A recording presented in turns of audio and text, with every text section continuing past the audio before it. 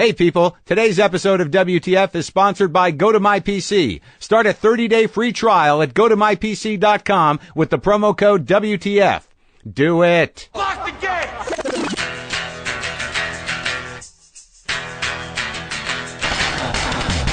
Are we doing this? Really? Wait for it. Are we doing this? Wait for it. How? What the fuck? WTF. And it's also, what the fuck? What's wrong with me? It's time for WTF. What the fuck? With Marc Maron.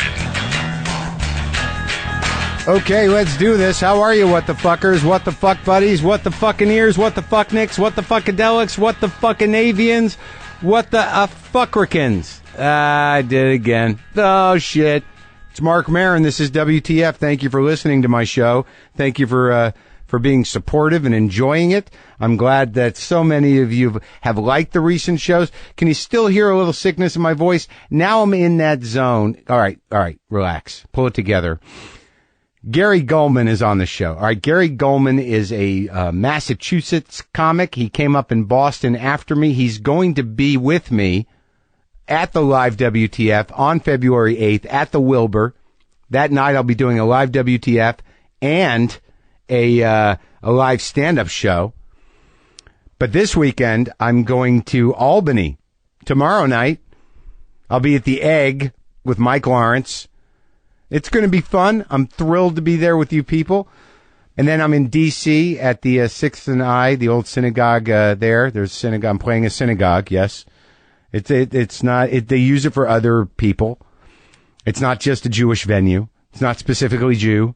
And that is sold out. That show is sold out. DC, sold out. Albany, not so much. But not bad. I don't want to forget what I'm getting at here. You know, I'm going back to Boston. I have a lot of years there. I drank a lot of things there. I snorted a lot of stuff there. I studied things there. I had sex a lot there. Early on, so not great sex. There's a lot of me on the streets of Boston, as some of you found out if you listen to the John Hodgman episode. Oh my God, we are in the heart of winter, my friends. Yes, we are. Horrible weather can severely affect your ability to get to the office. Am I right? People snowed in. Road closures, major traffic, telephone lines down, fires, ice, black ice. But just because you can't make it into the office, people, doesn't mean business stops, right? We live in a world that we can't afford to stop. You should use GoToMyPC by Citrix. That's all I'm saying. You can access your entire office computer from home. You don't worry about falling behind on your work or missing a deadline. GoToMyPC is the secure remote access tool that allows you to connect to your office computer from any other computer or mobile device right in your hand.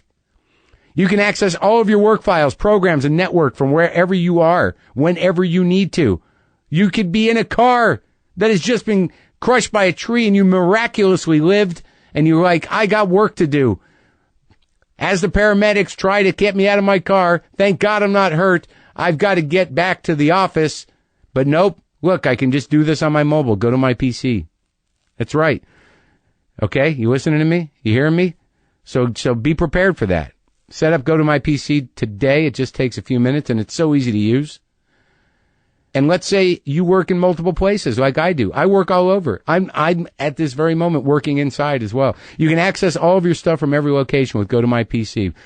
My listeners can try GoToMyPC free for 30 days. Download the free app to your mobile device and visit GoToMyPC.com. Click on the Try It Free button and enter the promo code WTF. So I'm going to be in Boston the following week. I'm very much looking forward to that. And I was trying to think back in Boston about, for some reason, the thing I can't get out of my mind is the first time I did stand-up comedy was not when I actually started doing stand-up comedy. That sounds odd, but I did stand-up comedy a bit, like in 1984 when I was still in college. There was a summer there where I'm like, I'm going to do it. I tried it with another dude, comedy that is, and I'm like, I'll do it myself. And I remember that summer, I was living on a porch, an enclosed porch. It was summer in Boston. It was thick. It was horrible, muggy. Can't sleep no matter what, even if you're just laying there naked on a bare mattress with nothing touching you. You're still hot and gross. You feel like you're blanketed blanketed in humidity. The air was almost viscous. And I was drinking a lot, and I was doing these open mics, and all I was doing was drinking in open mics. And I remember there was this period where, like, I just remember buying a half gallon of vodka. Like, I was getting on here and there, but it was just torture. Waiting around, had nothing to do during the day. I was working at this Jewish deli. I was showing up all sweaty, pukey, fucked up. And I just remembered, like, I wasn't doing very well at comedy, was not happy. I bought a half gallon of vodka.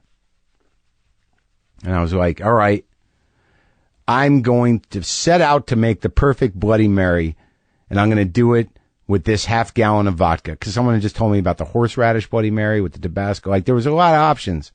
There's a lot of variations on that. And I think in about 2 days, 3 days, I hit it. I hit the perfect Bloody Mary, but of course at that point it didn't fucking matter. And I was just laying there. There's nothing worse than being a drunk in humidity. Because you can't even tell what's making you nauseous anymore. You can't sleep anyways. That's how you know you're fucking out there on the booze, is that when the drinking, it may knock you out, but it also disrupts your sleep pattern. But I'm happy to say, as I don't know if I made it clear, I did finally make the perfect Bloody Mary, and it didn't matter because I couldn't remember it. I don't have any recollection of a lot of it, the process. I know people were coming and going. I had roommates, and it was like one of those weird, if you sped up the montage where, you know, people were going about their days. You know, you saw two roommates, you know, getting ready for work, having coffee, and me just sitting on a couch with the half gallon of vodka and the tomato juice and the horseradish and the lime juice and the celery and the salt and the pepper and the Worcestershire and all that. And then, like, you know, you see them come home from work. I'm still sitting there. More of the vodka is gone, but, you know, and there's, you know, maybe some other vegetables, you know, and then like another day goes by and they're up for work and I'm like sitting there. There's less vodka. And obviously there's, you know, maybe a half-eaten sandwich and some other things. It was like that, just non-movement.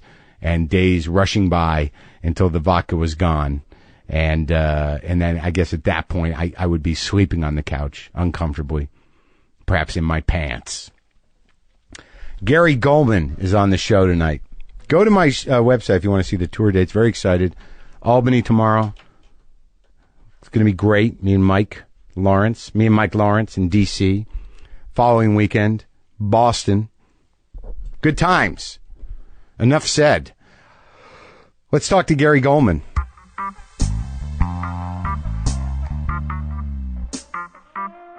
Well, what movies are your movies? I mean, what movies do you base your life on, or your understanding of movies on? Jeez. The movies I've watched the most are probably Broadway Danny Rose, Crimes and Misdemeanors, Goodfellas. Right? Yeah. Me too. And exactly. I'll watch Broadway Danny Rose if it's on, but I'll actually go out of my way to watch Crimes and Misdemeanors maybe once a year. Yeah. Oh, yeah. And I'll watch Goodfellas whenever it's on, even if it's dubbed. Yes. I'll watch it. Yeah. Even if it's on, you know, the movie channel. I don't care. Yeah. And Annie Hall, Diner.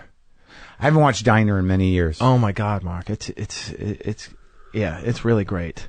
I'm not comfortable with the word nuance. That was the coolest thing. That's where I discovered Paul Reiser. Me too. And I loved him. Loved him. He stole that movie, including the sort of roast type thing that he does at the wedding. I went and sought him out at the comic strip when I was in college. Because I saw that Diner came out when I was probably a senior in high school, and like that guy was like. But you really had to be hip to know about that movie. No, I mean I came out. Really? Yeah. No, it was. I just remember it was one of my friends when it came out. I guess I was 12 or something. My friend's older brother was a movie fanatic. Yeah.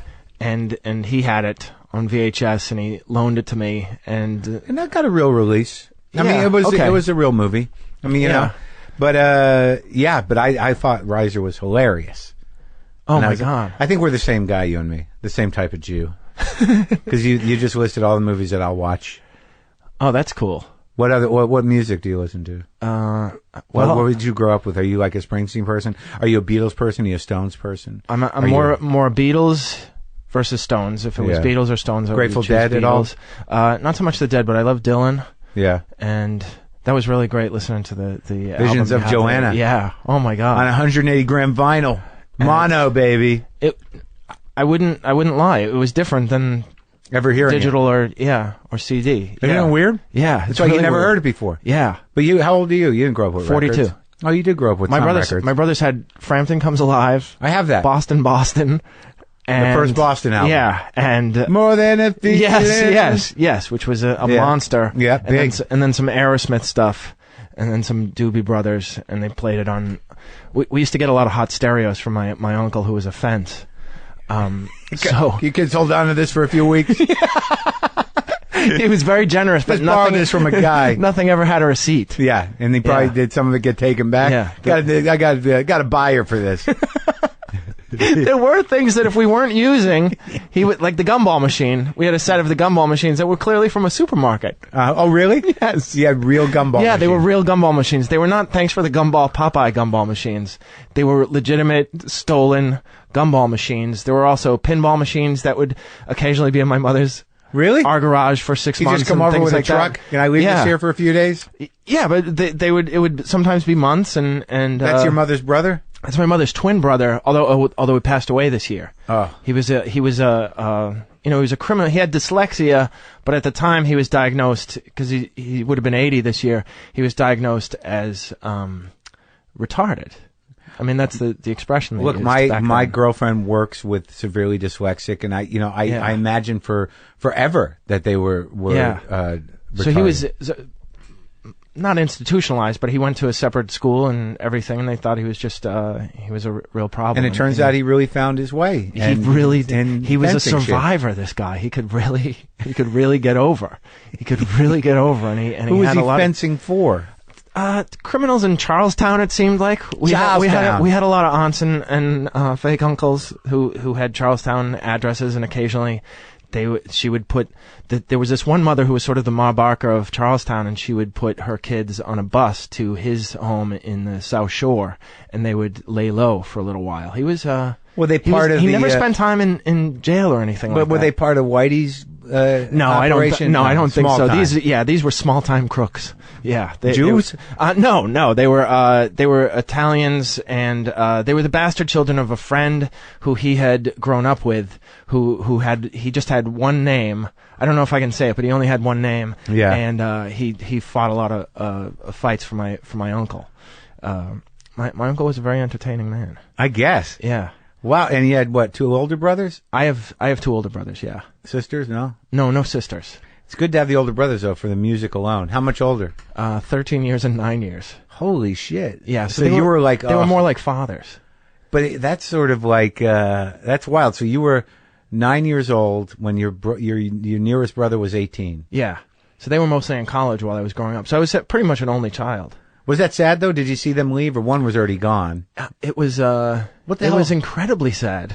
It was so lonely in that house because my mother is not an active. She was probably rather depressed growing up because my father left really young. But the point is that it was really sad because there wasn't a lot of life in the house. And I always wonder about that. Yeah. With kids who have that big of a difference between their closest siblings, because like I talked to Jack White, and literally there's like 7 or 8 years between him and the other 6 or 5. So that means like by the time he was like 8, he had to watch like 4 of them leave. Yes. And I didn't fucking put that together with him, and it's been driving me nuts because I would have liked to have asked him what that feeling was like. Yeah, I can remember they would come home in the summer, but then they had girlfriends who had spent a lot of time with the girlfriends. And you were like the kid. There's like, this is my kid brother. Yeah. I was pretty precocious. You had to be. Because the only way you could get any FaceTime was to really be interesting and funny and rather smart. So, but it also put me in a weird position where the kids my age were sort of immature to me, and it was hard to fit in with. Well, yeah, with them. Well, I know that feeling. They sort of like I'm going to appeal to the adults. Yes, and like, but what's weird is in retrospect when you meet that kind of kid, you kind of see the kindred spirit thing. It's like I know where you're coming from, and wow, it's really annoying. Yeah. I was exactly like you, and I wish it. I hope it goes okay for you. Yes. It's a tough road from here. Yeah. What town did you grow up in? Peabody, Massachusetts. Peabody. Yeah, just on the North Shore next to Salem. It came up again. I saw Peabody earlier today because I was looking some guys doing a book tour, and it said Peabody. And I know I've been to Peabody. Yeah, there's a great Barnes and Noble there. Oh, that's why he's going up there. Yeah, next to the North Shore Mall. I knew a girl. I dated a girl in college. I think she might have been from Marblehead, though. Oh, wealthy Jewish. No. Really? Her name was Lisa Deschamps. Not Jewish? No. Wealthy? No, I don't think so. Wow. Kind of a crazy At BU. redhead. I think she went on to become a nurse. Yeah, BU. Yeah, I went to BC. What kind of Jew goes to BC? I'm sorry. I got a football scholarship. Sometimes I make a Jewy. I apologize. I've got a Jewish jock in here. Gary Gulman is here. So this is a rare thing for me to talk to a Jewish jock. Yeah, there aren't many. No, it's like when you're growing up, and even before my generation, like Sandy Koufax, that was it. You can't talk to a Jew about baseball for 60 seconds without bringing up Sandy Koufax. Yeah. Oh my God. And also, I didn't realize this, but in the early 1900s or 1920s, there were a lot of Jewish boxers. Yes. You talk to my father for a second. He'll tell you all the Jewish really? boxers. My father professed himself an amateur boxer growing up. I guess he boxed in the Navy or something like that. He grew up in the Bronx, so he knew how to handle himself. He never taught me how to handle myself with my fists, but he has a lot of old fight stories and boxing. And yeah, he's an old Jewish bull. Yeah, I guess so. That's his identity. Are the folks married? No. They divorced when I was 1.5. Holy shit! So yeah. You got one parent and two brothers that are out. So it's just you and your mom? Yes. Yeah. Oh boy. Yeah. Yeah. I always think about that nature-nurture argument about how they used to say that an overbearing mom could cause a gay son. Yeah. And there's just no way. Are you sure, Gary? Well, so far. There's still time, Gary. I could Todd Glass it right here. Yeah. If you talk to a gay man, he'll say you're on the cusp. It's only a matter of time, my friend. Right. What'd your mom do? My mom started off. She worked at a stationery store at the mall. Oh, really? Yeah, it was a Hallmark store, and she took off to her brother a little bit because to this day I do not have to buy birthday cards or any kind of greeting cards because she has a drawer that she stockpiled after years of working there, and they're so dated. They're from the 70s and 80s. She left, but she was pilfering. Yes. Like there's disco balls on them. How are Hallmark cards dated? The thing is that the peanuts still hold up. If it has Snoopy or something on that, they still hold up. And they're probably vintage, but there are a certain style. Ziggy is no longer available. I don't think they make greeting cards with Ziggy, but she still has a my brother loves Ziggy. Greeting cards. Nothing went well for Ziggy. So miserable. He was so miserable. Ziggy was, it was like he was like Rodney Dangerfield's inner child. Ziggy was. Yeah, softer, gentler Rodney without the coke. Issues, Rodney. Right. Well, the funny thing about you is that, well, outside of your stand-up, is that we didn't come up together. I never really knew you that well. No, we'll be one of the few WTFs where there's no, let's just let bygones be bygones. There'll be none of that. No, I remember. In fact, I only have wonderful, encouraging relations with you. It's always been good. And we met at a crossroads in our life. Well, not met, but it's weird. We hung out at 2009 Montreal Comedy Festival. That's right. You were at a crossroads. You were like, you had bought a farm or something. I had bought a farm for a fiance, and she at that point, you were the person who settled it down for me. I said she wants $10,000 to move out, and you said you got off easy, give it to her. and I wrote a check within a week, and I was free and clear. Yeah. I mean, I still had to collect the pieces of my life and move on. And I just sold the farm this past summer at a tremendous loss. But and I think at that time you had just started the WTF. I started 2000. And we're finishing up a divorce, maybe. Yep. And I saw you do that one man show. Yep. Which was amazing. Ugh. I loved that. That was like heart-wrenching. The Ring of Fire. Yeah, I opened with Ring of Fire. That was beautiful. It's so funny that, like, when you tell me the advice I gave you, that is so, like, a weird, hardened, but reasonable thing. Yes. And I could tell just by the earnestness. You didn't think about it. You didn't, well, you could go one of these, just pay her. Just pay her. It was a smack in the face, which I needed.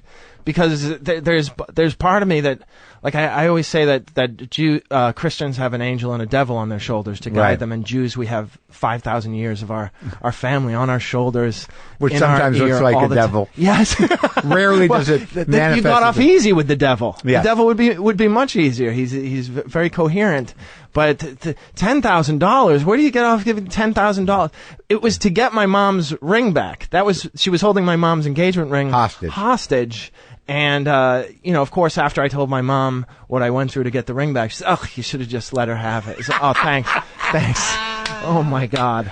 Oh, that is funny. But had I let her keep it, my mom would have never. Do you ever see her? Oh, you can't win. You did the right thing. There's no way you can win. Yeah, there's no way. Yeah. You did the right thing. My mother has a memory. Do you still use your Atari? Yeah. We spent $220 for that at Sears. Yeah, you would have never heard the end of it if you would have let her abscond these people are brutal. With the ring. No, there's no winning. You did the right thing. Yeah. You know what I mean? But you didn't do it for her. I mean, that's the thing or else you'd be kicking yourself. You did it. Of course. Yeah, you didn't even owe her that. But the thing is like, do you want this to be done? Right. Yeah. You know what I mean? Yeah. When do you think the first time you came out here was? You were probably still with Barry, right? Yeah, I moved out here in 2000 because I had a development deal. That's right. So that's when I met you, and I'd never seen you before, and I just saw this, this big, charming Jew, and I'm like, who the fuck is this guy now? Oh, great. I'm at the point where I get that now, where I see Pete Holmes and I want to hang myself. He's so wonderful. Oh, really? Okay. No, I adore him, but he's like so young, and I'm just like, oh, that was me once. Yeah, it was you. That's true. I was the new flavor. Yeah. Well, the thing I wanted to say is that we may not have any beefs or spend time with each other, but the interesting thing is you're going to do the live WTF in Boston. Yes. And you grew up with all those guys, and I started with all the same guys that you did. Oh, okay. So you were doing, I started my career doing one-nighters, opening for Seibel, opening for Dougherty, opening for, who was the guy that died? Oh, Dave Fitzgerald.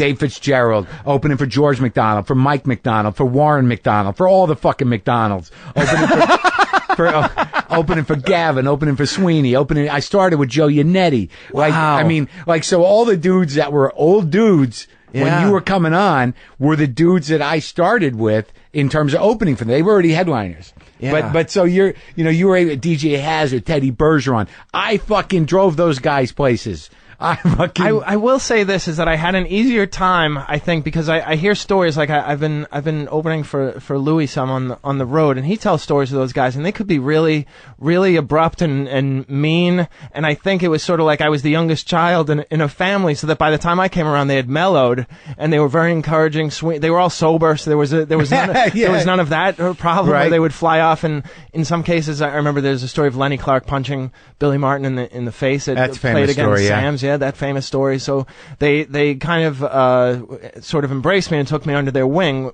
Also, probably because they were older themselves and were like, well, that whole thing. That's true, because we haze the young guys is over. Well, I don't even know if it was hazing. I just think they were hungry, and it was really. I think for a lot of them, how do you get out? Yeah. And can you get out? Right. And do you leave? Because I remember, you're right, though. When I was opening for them, they were probably all right in their prime. Yeah.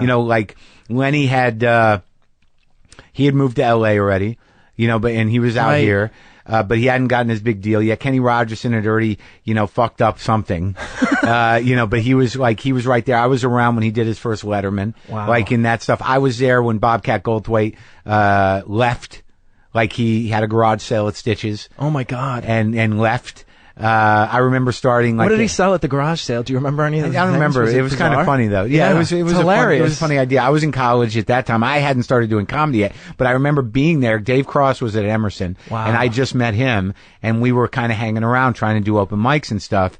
And the guys who I started with, like Jonathan Groff, Fitzsimmons was a little later. Louis started after me, but he when I went back, Noxie was around. God rest his soul. He was wonderful. And I remember when Dana Gould, before he left for San Francisco, he must have been 18 or 19. I heard he was like a prodigy, like a phenom. Yeah, he still is kind of. Yeah, right. Yeah. But but the old guard. I mean, I don't know what experience you have, but when I started, there really wasn't any alternative comedy. No. And when I went back, after I went to LA for a year and then I came back and I did the Riot and came in second. But I was hanging out. Who'd you come in second to? Sue McGinnis. Wow. Mm-hmm. But there was Catch a Rising Star, and at that time, it was Louis and Cross and Janine and everybody. But then there was also everything else. Boston regional comedy. Yeah. So working for Barry and those guys, like a lot of the guys I was at Catch with, couldn't work Knicks and stuff, but I would work Knicks. So I was this weird crossover act. Very rare. There were only a few. Yeah. Right. And I would go out on the road with these guys and do the one-nighters with Santarelli and all these guys. Oh. And it was a trip. That was how I broke in, was going to that basement in Alston where Barry had his office and picking up my directions. Oh, my God. Oh my God! Now bring back a check for $5,000. Yeah, you can take 100. Yeah, well, no, he wouldn't even say that. I'd be how much I was getting paid. They're like $75. Yeah, and they pay. Yeah, but there was no MapQuest or nothing. You had to go to Alston to get your check, and also to get your fucking direction sheet to drive to Peabody to do. Well, they probably had a gig there. Speaking of MapQuest, I want to admit something. I took a dry run today, which is something I hadn't done since I tried out for the Bay State games to get here in high school. To get here, because I love the show, and the worst thing, because I always hear everybody come on, they're like, how do you find it? It's such bullshit. Like, and I'm talking to you, Richard Lewis. This was so easy to get to. Where are you staying? It was a breeze. I'm staying at Brian Kiley's house. It's all right, crazy. so you're doing your little show. Where'd you start? How'd that come about? I mean, Nick's. I didn't open mic at Nick's, and all you had to do was call in and bring 6 people, which I thought this was was after reasonable. the heyday. Oh yeah, it was October of '93, October 8th, 1993. They'd already tried the dance club and yes. So you didn't really come up in because later in Boston there was the Comedy Studio thing in Cambridge, which did not exist at all. That alt comedy, there's a whole generation of guys that came out of Rick Jenkins' place. I took Rick Jenkins' class at Brookline High or something like that. He taught a class when I was 22 or 23, and but he didn't have the Comedy Studio, I think, until like 97 or 96 or something like that. Well, let's go back. So you're like, okay, so you're a kid.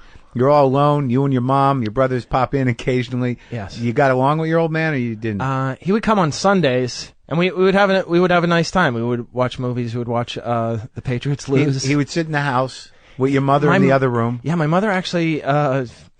God love her. She was like a saint because he left her. He had an affair, and that was that. Did he stay with that woman? No. He married somebody else who was a very wonderful woman, thank God, because she really mellowed him. He was a really tough character. And then how?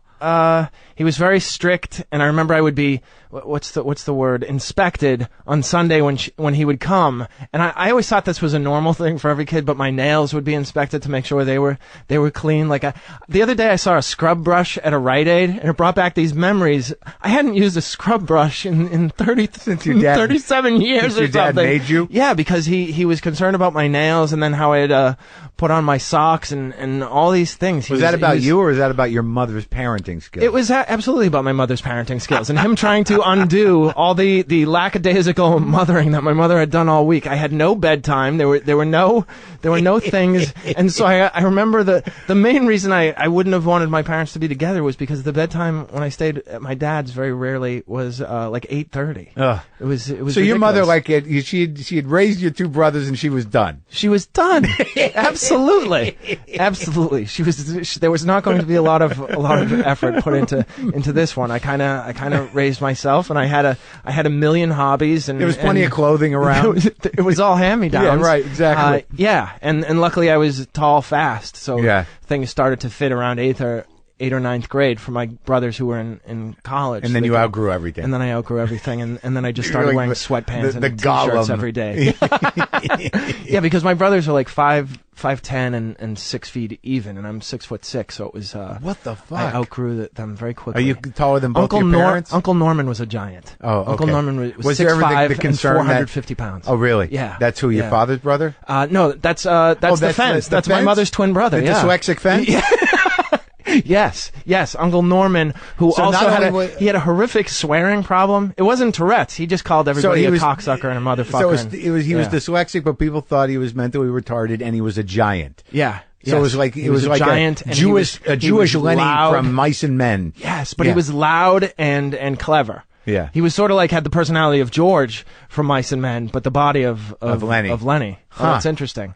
Yeah. Yeah. He was, my brother used to call him Fagin because he would hire the kids in the neighborhood to do landscaping and all these things around there, and he would pay them off with a lot of stolen goods, candy, and all these things. Did he wear those gloves with no fingers?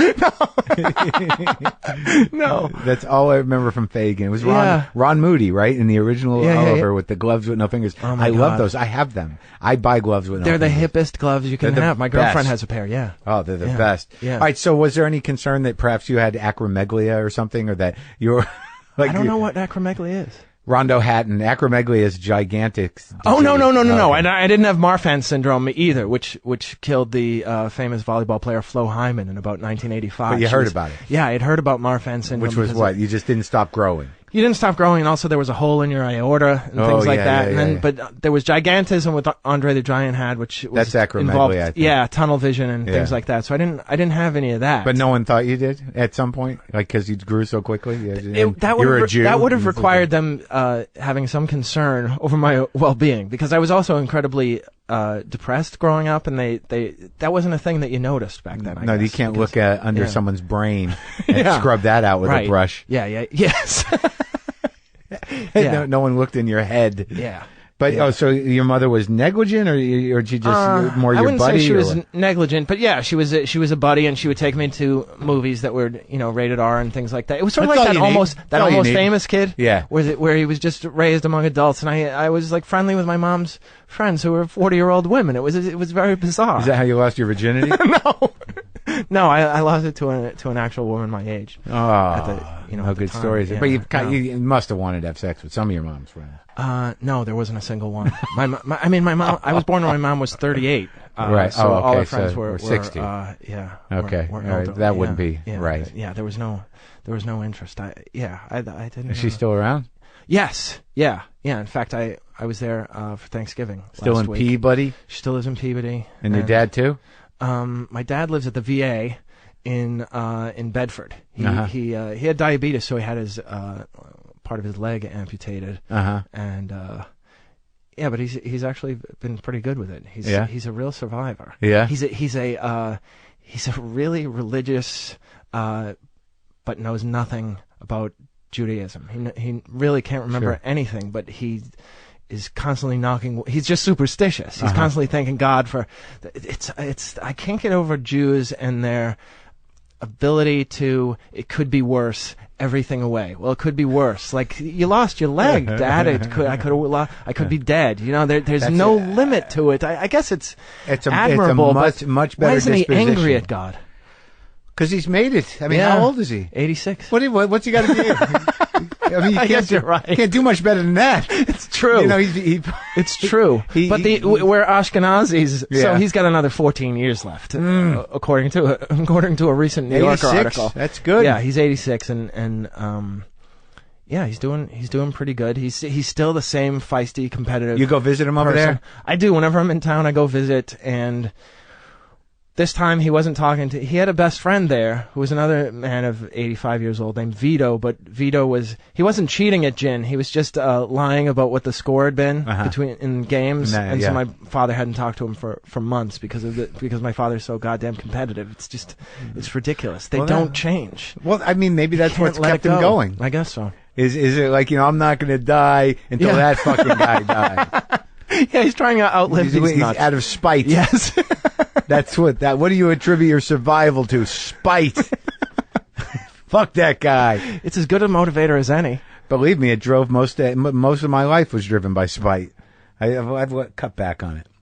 Cut back on this. I can completely understand that. There's a you competitive don't seem like that streak in kind me. of guy. No. I hold grudges and slight like a bench vice. I really. But competitive, was your dad competitive with you?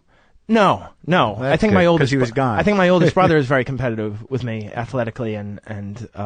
But you're gigantic. Career-wise. What is he? Yeah, but he was one of those really driven athletes who was really aggressive. And you probably had a lot of natural ability. Yes, and he used to say this, if I had your height. If I had your height was this lamentation of his life. Don't want to write a book called that. Yeah, it was it was just so sad. It was so sad because I had these athletic gifts, but I really was not, I didn't have a dominant personality, so I was not driven at all, and I actually resisted the combat. Well, what did he end up doing? He's a millionaire CPA. So he did all right. Yeah. He's a workaholic, so he really he was very driven.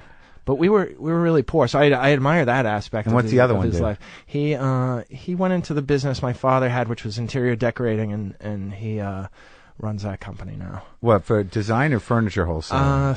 Curtains. He installs blinds. So he's got one of those, it's almost like the aluminum siding business. He's a commission sales. He's got a classic Eastern European Jewish thing. So he's got guys. Either that or wallpaper hanging. So is he he's the wholesaler and he's got guys who are going out and working on commission, or? No. He installs the drapes and the blinds himself. So he's the guy. Yeah. And he's got all the deals. You go to a store and you can see the different treatments. Yeah. He has a store where you can see all the treatments. Yeah. Exactly right. How do you know that? Yeah. Because, it's, my father used to be the guy who went to the people's houses with books and fabric and examples and... Right, in the car. And helped them pick it out. But he worked for his uncles. It was a very Willy Loman existence for him. It was very sad. I always felt bad for my dad because he hated this job. But and then my brother went into it, and I think he bought out my uncles or something.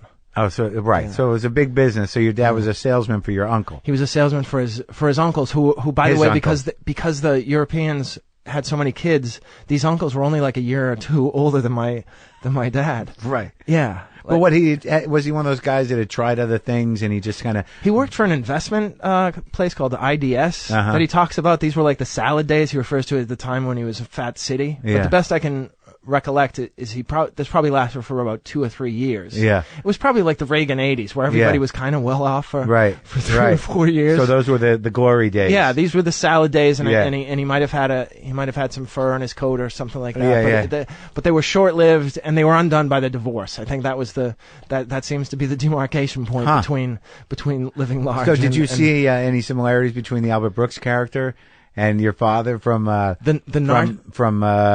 movie from 40 from there's a narcissism to my father that I kind of saw in Albert Brooks, in that the entire world revolved around his needs and everything, and the fact that my father remarried a couple of times but my father was very old school, and the wife cooked and cleaned and all these things. He was just very Isn't it weird though that narcissism thing is that, like, as a kid you sort of have your father framed a certain way. Yeah. And you hear about the salad days, or he presents it like everything that he is. These are because of choices he made, and you're sort of proud of him. Yes. And then all of a sudden you get old enough and you get a few miles on you, and you're like, oh my God, it's not half the guy I thought he was. There's that saying that I think it's attributed to Twain about he never realized how smart his father was until he got older. It was the exact opposite for me.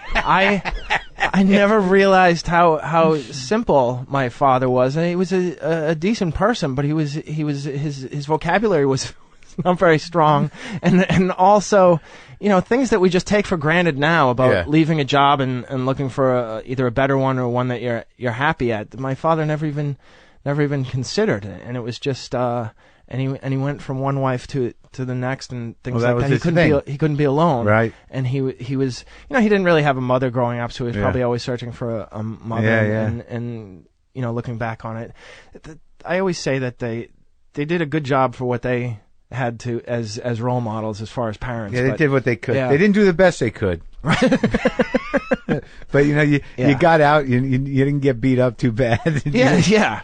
And you made something for yourself. I have a job I love, so that's good. Yeah. Well, what was the football scholarship? So you played in high school? But I only played one year in high school. But you made a mark, apparently. I really did. What was your position? I was a tight end. Uh-huh. So pretty much they didn't pass that much. They would pass 4 or 5 times a game. Everybody was so much smaller than me, so I would just run over the middle and I would catch it, and then you were a genius. There's a photo that I have of like 3 or 4 guys. The defensive backs were maybe 5'7", 5'8". I was 6'6", 255 pounds as a 17-year-old, and so it would took 2 or 3 of them to tackle me, but I didn't fight back or anything like that. I had very good hands. I could jump high, and I could run fast. And you chose football over basketball because at that time there were 95 football scholarships in a college. So each year 25 would become available, whereas basketball each year maybe 3. Sometimes only 2 would become available. So this was really a survival thing. Your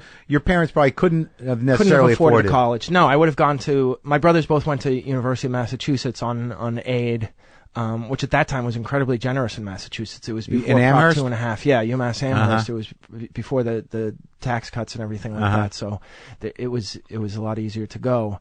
And then, so I got to go to a private college, but that was. But that's what you were gunning for. It wasn't that you had any passion for sports necessarily. No, I was just a really good student, and I couldn't. Yeah, my ticket out of the ghetto. Yeah, the Jewish ghetto of your mother's house. Yes, yeah, which was a lifesaver. How many years did you play at BC? I played 2 seasons, and then they wanted to switch me to offensive line, which was just.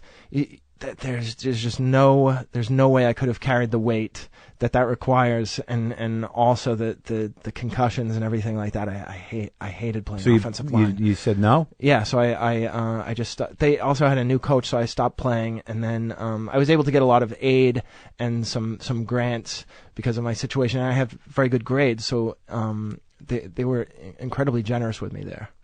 That's great, and also they were happy to have a Jew. Yeah. We've got one. Yeah. Back off. Yeah. I was living in Chestnut Hill, which is a very Jewish place amongst Catholics. I know, yeah. But I guess there's a few Jews there. So that's great. So then you did great in school. You did all this stuff, and you squandered it. I did. By pursuing a career in show business. Yeah. Well, I worked at Price Waterhouse, Coopers, and Librand for about a year and a half after college. What do they even do? They're CPAs. Yeah, but why are they in charge of the Oscar box? Oh. They just are fair counters. They really know how. Yeah, they know how to add and subtract, and they're trustworthy. Okay, so that's it. That's what they're known for. Yeah, but even if you had that account, that job would be incredibly tedious and boring. Of course, I know. Yeah. I know who got another friend who started in accounting and went into stand up. Russ Maneve. Oh yeah. Yeah. Oh, I didn't know that. I know Russ. He's a great guy. Yeah, he bailed on the accounting life. Oh, it was brutal. Well, why'd you go? Because your brother did. Yeah, of course. My brother seemed to work for him. My brother got married at 25, so I thought I would get married at 25, and then when I didn't, I was like, oh my gosh. You just wanted to beat him in every angle. It wasn't so much, it was just a pathway that I knew would work. Right. Like he seemed happy. Right. Yeah. So you took accounting in college? Yeah, I took accounting, hated it. But it was the only career that people were getting jobs in at that time. It was right before Clinton's miracle happened, and I graduated in 93, so the only kids I knew who were getting jobs out of college which is such a stupid reason to study something, but no, what do you mean? But I don't know. It's very Jewish thinking. Yeah, the education is important. You need to get a job with college because now nobody fucking. It seems like college degrees are important, but no one. I was very non-specific about mine. I never thought about working because I was brought up in an entitled household. But you were brought up. I was brought up in upper middle class Jews. Yeah. My dad was a doctor. Right. I wanted to express myself and fucking, read books and direct plays and act and shit. Yeah. And my parents were like, great, go ahead. Really? Yeah. There was never that impending doom of like, you got to eat. Yeah. That's what I had. I have that now. In fact, but you grew into that. Yeah, I grew into that because they squandered most of what they have on some level. There's no, not that I'm expecting them to bail me out, but God forbid anything bad happens. There's not a lot there. There's no big payoff. Well, my brother / father, the oldest one, was very clear when I wanted to go into stand up. He said, well, that's great, but you can't make a living at it. And that was all that and then you said, can I borrow a little money? Luckily I never had to borrow, because it would have been like that scene in Diner where Kevin Bacon has to confront his older brother to borrow money for Mickey Rourke. Yeah. And he's like, I hate you, and yet I'm here. Yeah. Give me some money, Howard. But I always thought that was a better relationship with his brother than I have, because I couldn't be that honest with my brother, and I couldn't ask him for any money. I can't remember. Did he give him the money? He didn't. No. He told him that his trust fund was making him very lazy, and he's great, $150 a month is making me lazy. Yeah. Right. Yeah. I forgot that part. So you never. So now you graduated from BC and you did the fucking accounting thing for 2 years. Yeah, but I was doing the open mics at night and living that life until whenever they put you on. It was kind of exciting because it was like I was staying up till 2:00 in the morning waiting to get on at some shithole, and then getting up. I had this double life, and it was exciting. I was coming in late to work. It was the first time I had rebelled ever since I was a little kid. I just followed the rules and everything. So so that was it was kind of exciting. I was such a bad kid. And when did you bail on the job? I bailed on the job about 1.5 years in, and then I got a job as a Starbucks barista. And then I worked as a substitute teacher at my old high school. And it was the perfect timing because a lot of my old teachers were still working in the building, and I got to see them from the other side. I got to sit in the teacher's lounge with them, and I realized that all my favorites were clearly mentally ill. They were either bipolar or, had some schizophrenic leanings, but they were so entertaining when I had been there. And by that time, the system had really beaten them down. Anybody with any kind of a personality at the school had either taken the early retirement or just cynical. Yeah. There was one guy who they just had relegated to being the person who took care of the kids who were in something called in-school suspension. Yeah. He just looked after them. He didn't really teach a class, but he used to dress up as Casey on the opening day of baseball every year and act out Casey at the bat, and it was very exciting. But clearly he was unhinged. Yeah, he would have an unlit cigar every day in class the whole time. He was just he was a real throwback. That's so weird. So you're in the teachers' lounge. Yeah. With these people, and you could still smoke back then, so that was exciting to see them smoking. Yeah, and it was always weird to see your teachers be people. Yes. You know what I mean? They were real humans, and for some reason, even though I was being paid $45 a day and doing open mics and those gigs you do for Dick Doherty where you drive 4 hours to make $25. Gary, you're very funny, but you're green. Yeah, exactly. He said to me, "You know what your problem is? You're insecure." Really? Mm-hmm. That's a code word. You're Jewish. Yeah, is it? Yeah, that's what your problem is. He was a character. So you kicked around up there, and you built out until you could headline, or to just middle? No, I never headlined. What happened was I did the Montreal Comedy Festival in 1999 as a new face. Yeah, which was like the last year that they were giving Barry out development deals. You became what? Barry's guy. How'd you hook up with Barry Katz? I hooked up with Barry Katz. I did an audition. He must have thought you were kindred spirits because you're both tall Jews. But I have posture. Yeah, and you had the worst posture. Amiable sorts. Yeah. Amicable, I mean. Yeah. I mean, I didn't work with him until later. I worked with this woman called Maureen Taryn. I know Maureen. Yeah, she's actually my manager now. Oh, yeah, she got out of the her. business for a while. She's wonderful. So I did an audition for her at the old Boston Comedy Club, and then in New York. Yeah.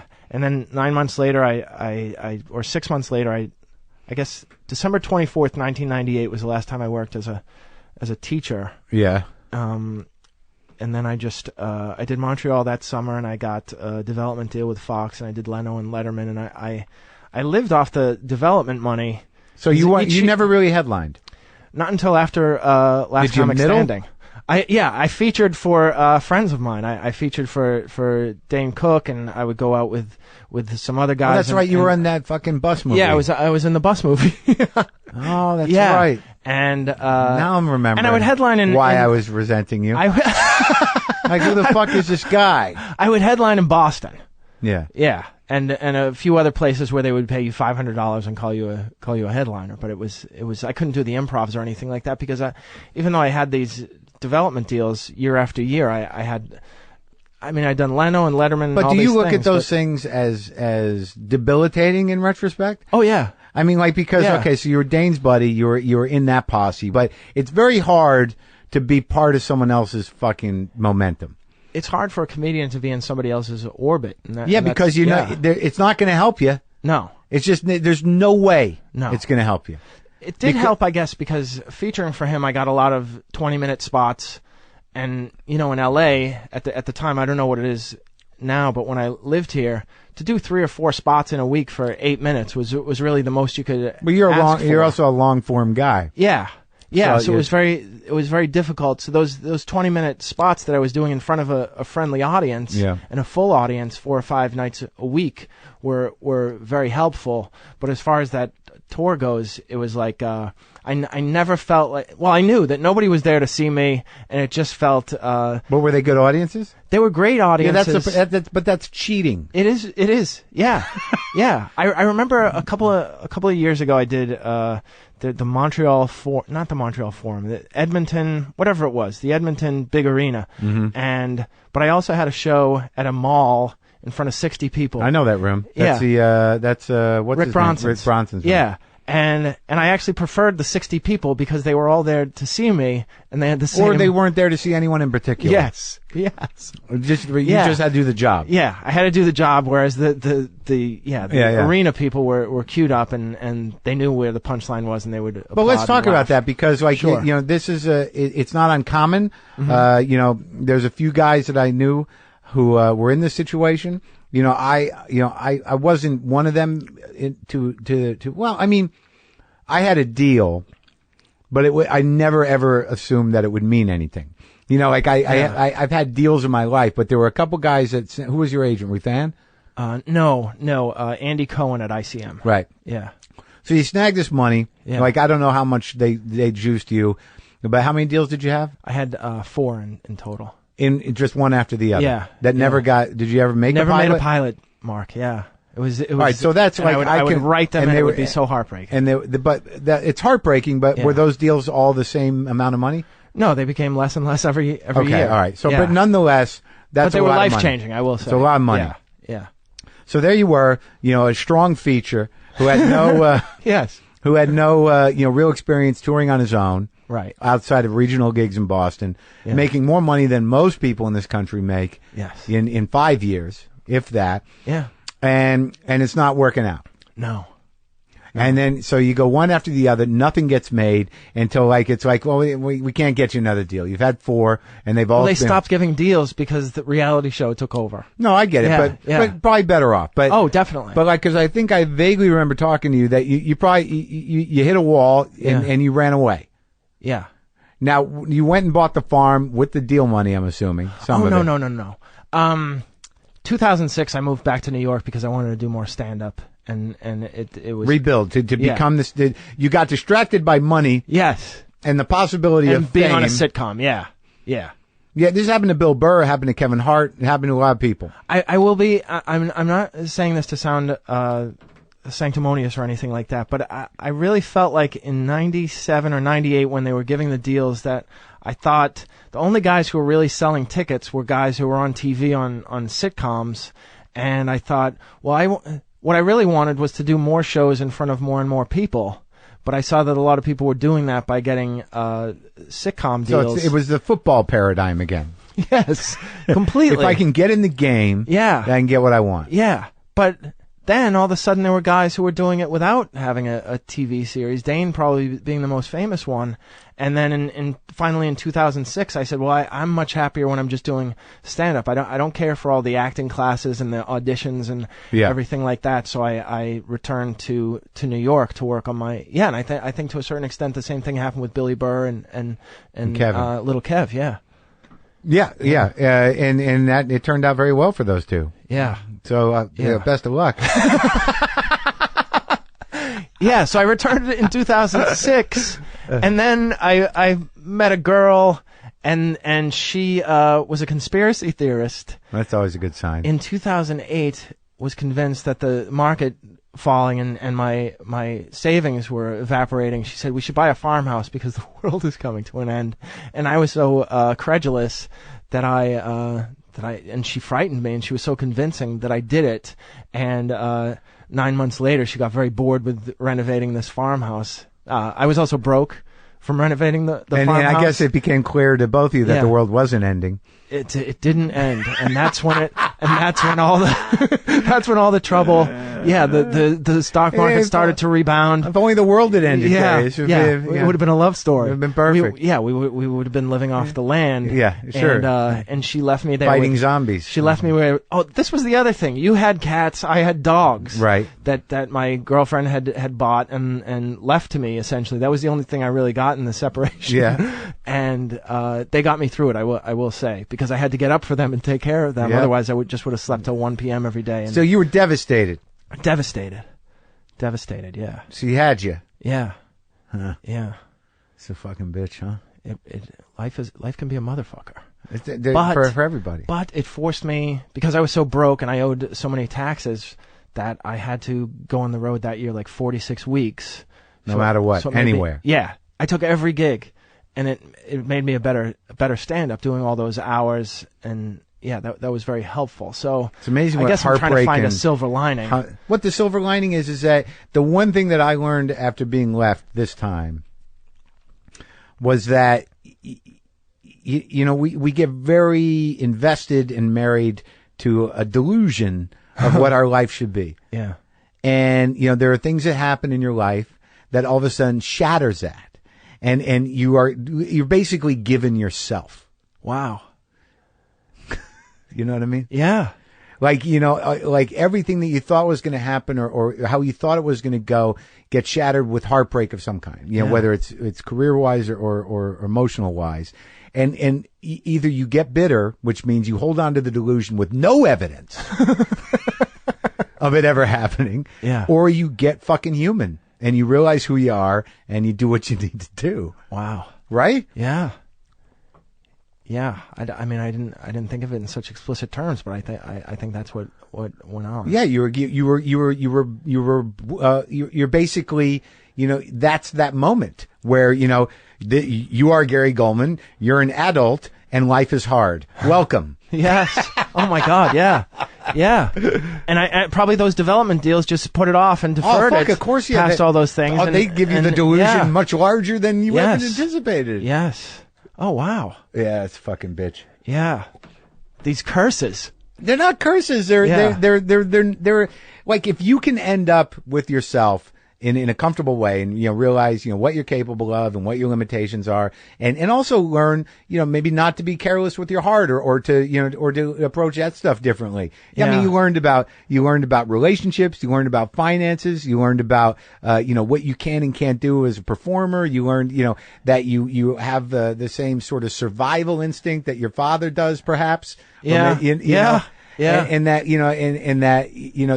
your brother was never gonna, this is something that separates you from your family. I mean, your brother never set up his life to even indulge us. Who knows, well, if God forbid something comes crashing down for him, but he insulated himself in a world that was secure. Yeah. And you made this other choice and it broke apart and you fucking, you survived it. So look at you, man. Oh, you're a Jewish warrior. Thank you. That's a really nice way to put it. I forget which philosopher I had studied in college. It might have been existentialist, or, Camus or somebody, but just the idea of there never being any security. You can never have any security. You don't want to go too far that way either. Yeah.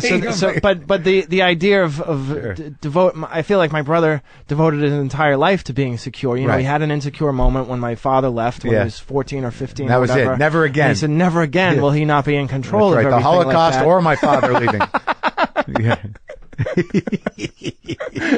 Oh my God. Yeah. Any of those books, they make you feel so guilty for complaining about anything. Yeah. Are there Nazis at your door? That was the big question. If there were complaints in my house, are there Nazis at your door? No. Then what's wrong? What are you crying about? Because this my bike's broken. Yes. Yeah. Oh, it's crazy. Did you ever visit I always wanted to ask you this, in Albuquerque, New Mexico, there's a Holocaust museum? No, it wasn't there when I was there. Oh, okay. I mean, I'll go back for it. Do I need to? I went to the big one. You do not need to go to it. It was nice. It was a nice gesture. It was very simple. And I just, the reason I remember it so clearly is because I had been paid for a week there in cash. And I had probably 4 $100 bills and a 20. Yeah. And I looked too quickly, and I put $100 into the transparent box there for donation. You want me to get it back for you? No, here's the thing. Okay. It was a tremendous dilemma. Yeah. at a Jewish Holocaust museum to ask them to go into this thing to make change for the 100. And I didn't want to become an exhibit, so I wound up giving $100, which turned out to be like a third of my pay for the week. It put me in a horrible position, but no. I'll never forget that. But position with who? It sounds like you might be right with God. What? Something you could tell your father. I'll tell you, I don't know what your dad was like, but my dad was an Old Testament God. My dad's confused. Yeah. He's married to a Latino Christian, and the last time I saw my father, he's like, I don't know, this Nostradamus end time shit. Huh? Really? Yeah. But I also remember you saying that he also wanted to build a roller coaster or a carnival or something like that. That was a metaphor. Yeah. Oh, a metaphor. Okay. That wasn't exactly. All right, but he had grand plans in the middle of the night. He always has big plans. Yeah. Sure. Like how we are on Too Much Coffee. Yeah. All the time. Yeah. No, but they're ridiculous. Like this is how can I lose? You want a list? Give me a few minutes. But all right, so basically, all right, so she left, killed you. But are you level now financially? Yes, I'm finally caught up with the IRS, and I sold the house. That must be a good feeling. At a tremendous. It's a great feeling, and I feel like I've been rich and miserable. Rich for me, which is to say, I had a shower door instead of a curtain. Sure. No, I get you. Yeah. So I wasn't worried about money. To me, that's rich. Yeah. And I've been poor, and this time around, being poor, I was actually happier because I rediscovered my love for writing jokes and performing and getting on stage. And I also, we hung out there for a little while one night. The Comedy Cellar has been a tremendous social boon for me. Oh, yeah, it's very it's supportive. a great place to hang out. If you can sit at the table. Once you're invited over to the table, and you're not one of those those people at the other table. Yeah. It's very interesting because there is a table very close to it. Yeah, but it's that you can reach and touch it. You can still talk. Don't bring your chair any closer. Yeah, than you can talk from that table, but to sit in the corner table, it's high school cafeteria. It's remarkable. In New York, it's definitely a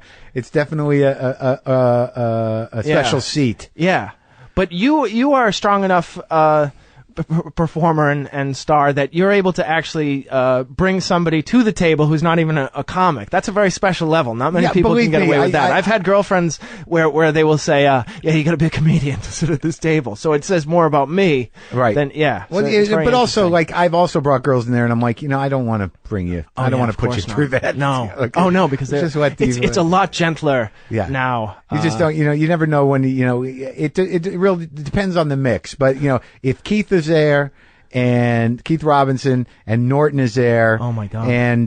And Colin. Yeah. Well, Colin's he can go either way. Colin's very gentle. I never know if he likes me or he doesn't like me. Oh, you have to be quite honest. Yeah. But if Keith's there and if Patrice was alive, I'll sit in another restaurant. Yes. If I go there with somebody, I'm like, you know what?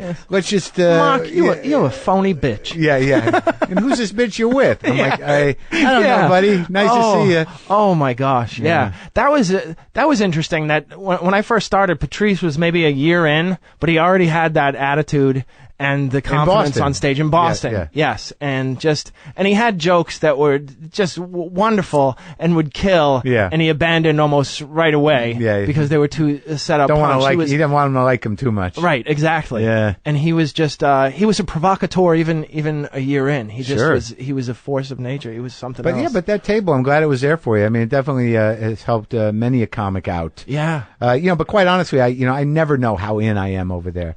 Like, she wouldn't let me work at that place until I did an HBO half hour. I mean, really? I was never like, and when I'm in town there, I'm like, I'm here for the weekend. I'm going to do a bunch of spots at the Cellar. She's like, I gave you at 12:30, but everyone is in town. Attell is here, Mark Cohen. I'm like, oh my God, not Mark Cohen. But it's like I never feel like I'm always happy. Like I don't really go there much when I go to town. I haven't been to New York in over a year now. I don't know why. Oh, really? Yeah, I got to go back. Yeah, you really should. Yeah, I'm going to go back and do some shows. It's that place, they do 3 shows Wednesday and Thursday and Sunday, 4 shows Friday, 4 shows Saturday, 2 shows Monday, 2 shows Tuesday, and they're always sold out. So it's a great place if you want to try out stuff, especially if you're going to go on late night. No. I love the room, and I fought hard to get in there, and and I have a lot of appreciation for it. I just haven't been going back to New York as much. And the last few times I went, I was doing live WTFs or doing other shows. I sometimes, I mean, it did definitely help me out a lot. In the same way, when I moved back to New York, when I was going through the divorce and everything had fallen apart, and I took that job at Air America again, I would go down there and just sit there with those guys, and it definitely helped me. Yeah, because sometimes they'd be the only people I talk to all and all day. They'll bust your balls, and you need it. Yeah, because you don't want to get lost in self-pity. And they won't. They just. It's too draining for them to deal with babysitting, so they'd rather just. Kind of like bust your balls, and the people forget that we're a community of people, and that and that we do take care of each other. But and there are a few guys who you can be really deep with and talk about your surprisingly, like Nick Griffin is one who has been there as far as relationships, and I could just talk to him for hours about Kurt Vonnegut and my demise with my relatims and all of them. So like if you need them to very deep. If you need to focus, and they get us like Jim Norton is a sweet guy. Keith. Yes. All you gotta do is you got one rally with him, and if you hit him hard enough, he's a person. Yes. It's amazing when he's not there. It's missing something, and I really miss him. But I think it really hit me at Patrice's funeral when like Colin spoke and Keith spoke and these people spoke, and a lot of people, we were all crying. But then we would laugh because Colin was making fun of Voss for trying to sell DVDs out front of the church and and all these things. And it was like, wow, we're very lucky that we're amongst these very funny but also deep and Colin's very deep special guy. Special people. So we're really very lucky. I mean, you go to a funeral of most people in your life, and it's not as funny. No, that's true. And it's not but it's also not as deep, and nobody really admits to having missing and loving. And I didn't go back for it. I feel bad about that, but I definitely had my feelings. Yeah, of and course. I talked about it. I loved your episode with Patrice and the follow up after he passed away. Those were wonderful. I mean, those are some of my favorite WTFs. Along with Norm Macdonald. Norm Macdonald was one of my favorites. Like, I loved it. Who knew that all that was in there? Also, that he was so insecure about his ability to just be funny without the writing. Like, he was convinced that it was all about the writing, when I feel like anything he says makes me laugh. But that was very inspiring. I love that one. Yeah. You know what I always hated when you're going through, like, someone said to me when I was going through a divorce, it was like, so what? You'll make new money. And I'm like, are you sure? That's a foreign idea to Jews, that money comes and money goes. It was always my non-Jewish friends who would get me through the money troubles. It's a foreign idea to people who don't live the life we live. It's one thing. Look, if you go through a divorce and you own a company and the company is doing fine, you're like, yeah, I'm going to make it back. But when you do what we do, it's like, I don't spend money because I don't know when the money's going to come. And then you got these people. It's like, hey, it's best you get rid of her. Money comes and goes. I'm like, does it? It's only come once for me. It only goes. I had a little bit once, and I don't know. I saved it all, and now it's gone. Yeah. I've tried to hoard, and the next time around, and I've had several next times around where I just behaved in the same way. I'm a fool. Yeah, well, that's good. Then we're in the right profession. Yes, we're fools. Yeah. All right, thanks, Gary. Nice. Oh, that was a nice tight ending. Thank you, Mark. All right.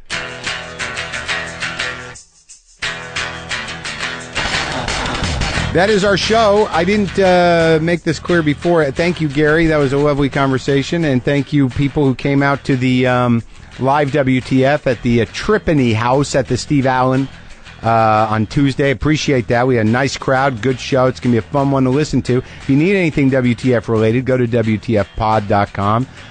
Get on that mailing list. What else? You know the score. Get the app. Upgrade the app. Get all 350 episodes. There is a new box set available. We've done a second printing of the first 100. They're available on the website. First 100 WTFs on MP3 files that you can rip and do your thing with. Oh, a lot of good ones coming up. Mel Brooks and Carl Reiner separately next week, Monday and Thursday. That's great stuff. Okay? Do what you need to do. Do I have an in-tune guitar now? Is this the way we're going to end things now?